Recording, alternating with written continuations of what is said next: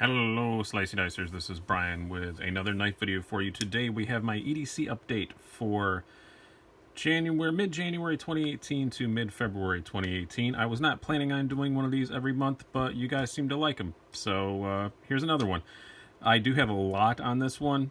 I don't normally carry this many knives in my rotation, but there are three factors of that. A, I'm a YouTuber that reviews stuff. B, it's winter time and I can carry two knives around. I usually do because I have more pockets and stuff at my disposal, so I carry two at a time. And C, I work at home, so often I change middle of the day, so if I carry one at least half a day, in my notes where I keep track, it gets a little check. So some of these I switch middle of the day, so a lot. We've got 8 and then 2 that are on me all the time, but I cannot really call EDCs because they're on me so much. If that makes any sense, we'll start off with those. So we've got, first of all, Spyderco Roadie. I've always got one of these on me. They're small, they're cool. I've got 2 now. So it's a cool little slip joint, 690 steel.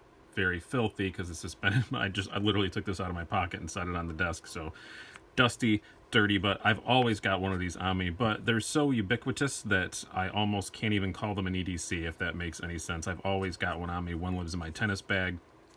There's always one within hand's reach.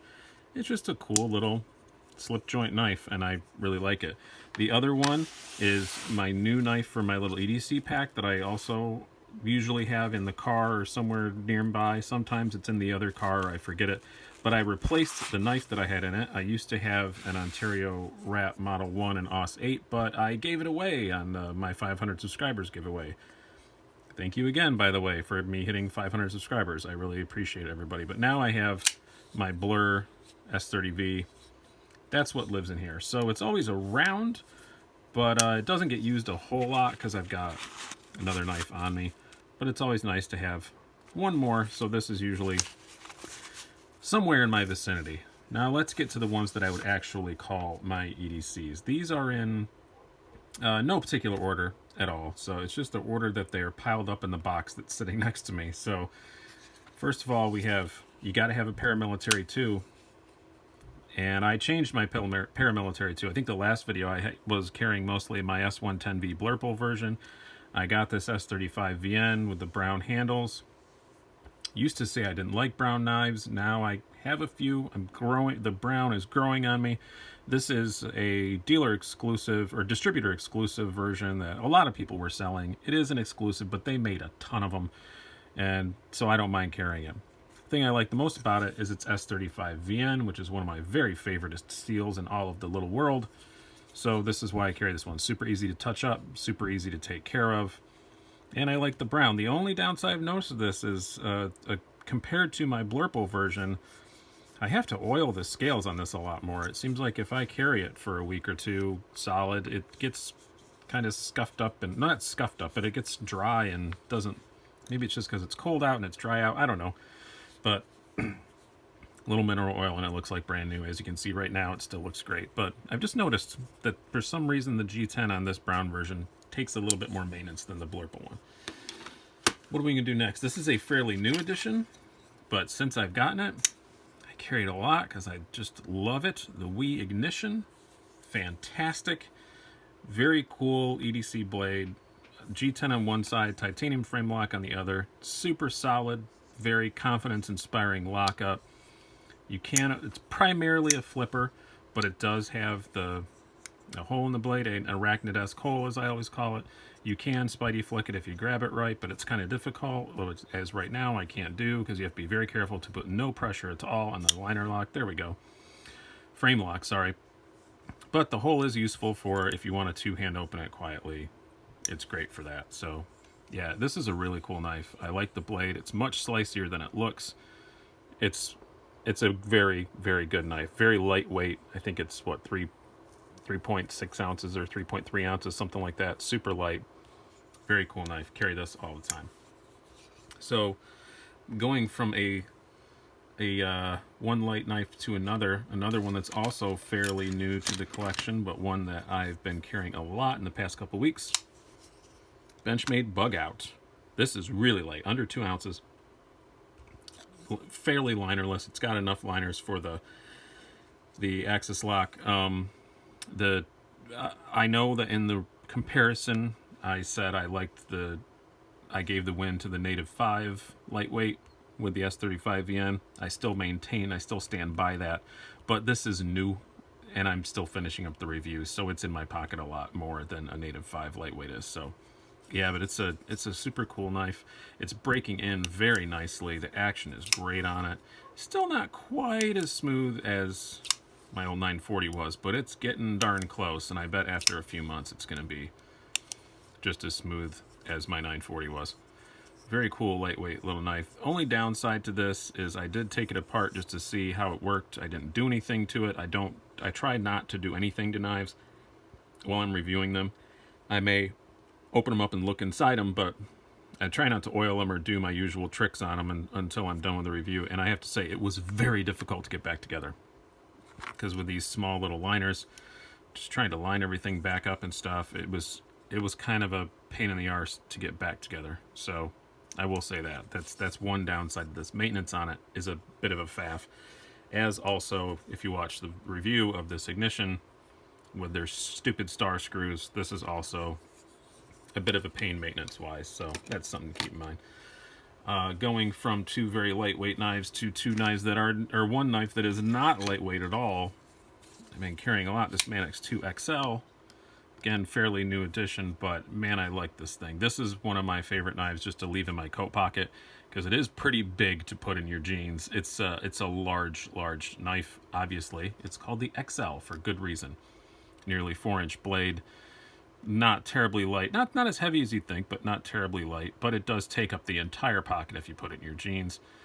And like, I carry this, and I had my roadie in my pocket, and I wanted to get my roadie out of the bottom of my pocket. No way, I had to pull this thing out to get the roadie out, and at that point I just used this. So yeah, I think I was just opening a box or something. This is a bit overkill for opening a box, but I love it for working around the house. The S30V, very good to deal with. I did have to sharpen this one. I wouldn't call it extensively, but quite a bit, but it was my fault. My cat is stupid, and he discovered that he could get into the fabric of our box spring and hide in our box spring and annoy us while we tried to sleep. So my solution was to remove all that fabric from the box spring so that he had no place to lay in there anymore.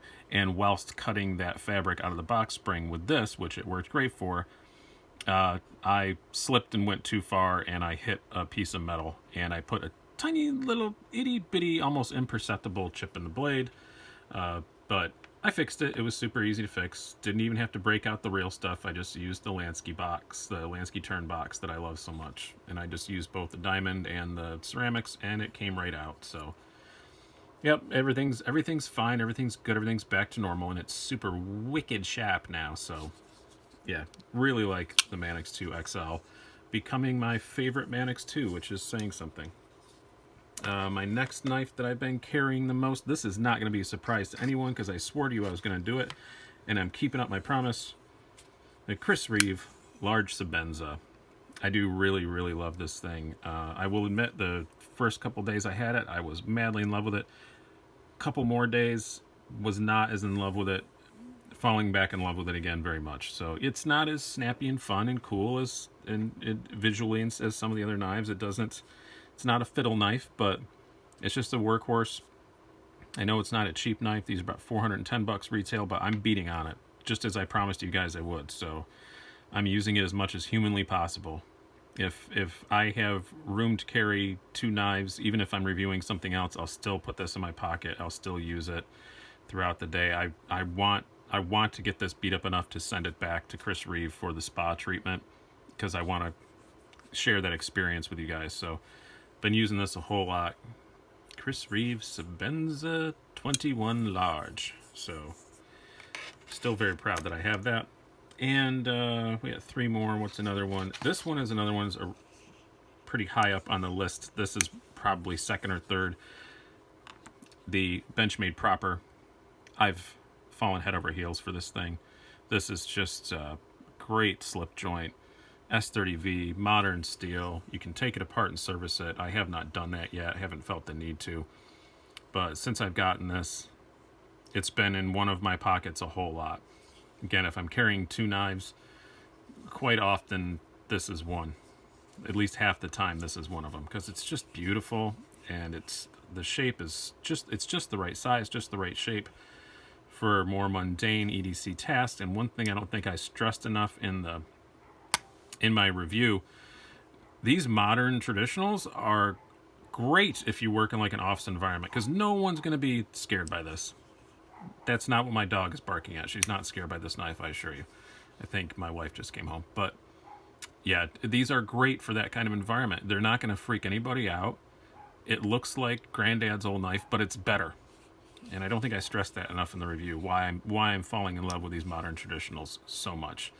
Actually looking at getting a Cold Steel Lucky one, and I put a pre-order in for the Line Steel Roundhead one that's back. So in a completely other end of the spectrum, definitely not a traditional looking knife, Real Steel Metamorph.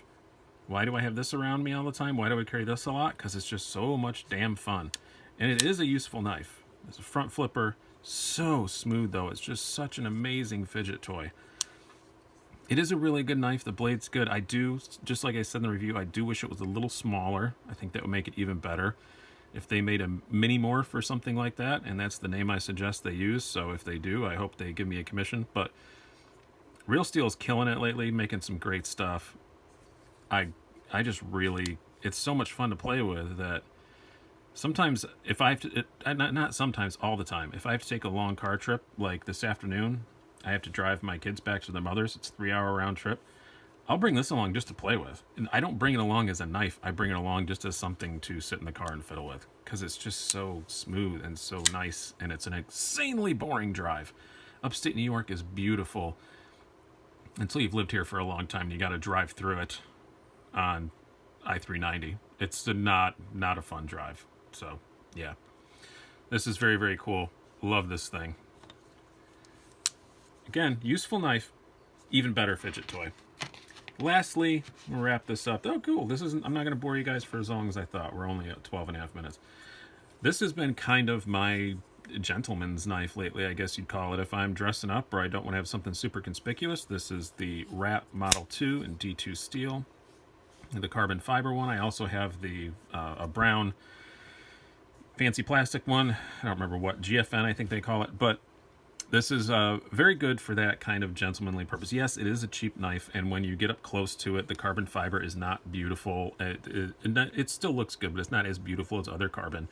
But, you know, nobody gets that close to it. So, and it's a D2 steel, great blade shape, solid steel, just a good knife to have around. So this gets carried as a gentleman's knife a whole lot. This and the proper, if I'm dressed up. But sometimes I guess the dressy pants that I wear, it's nicer to have something clipped on than it is to have something in the bottom of the pocket. So it still often winds up being this. So it might be the Metamorph. I might carry the Metamorph more. If it was smaller and not neon blue, I would probably carry the Metamorph more than this. But great little knife.